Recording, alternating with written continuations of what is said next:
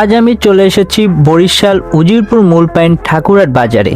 এই বাজারটি কিন্তু শুধু কেনাবেচার জায়গা না, এখানে আছে মানুষের গল্প, হাসি আর ঐতিহ্য।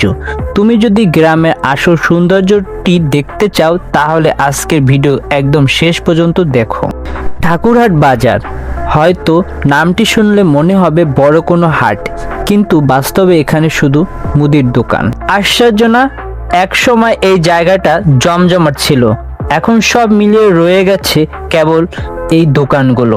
কিন্তু এখানে আজ মানুষ আসে গল্প করতে, চা খেতে আর কখনো কখনো জীবনের প্রয়োজনীয় জিনিস নিতে।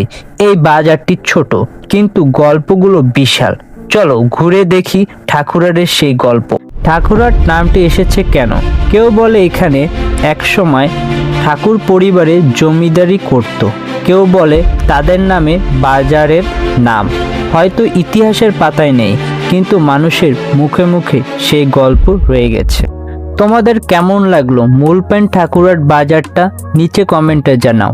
আর যদি তোমরা চাও পরের বার আমি যাব উজিরপুর অন্য কোনো ঐতিহাসিক জায়গায়, তাহলে সাবস্ক্রাইব করে রাখো যেন মিস না করো কোনো ভিডিও।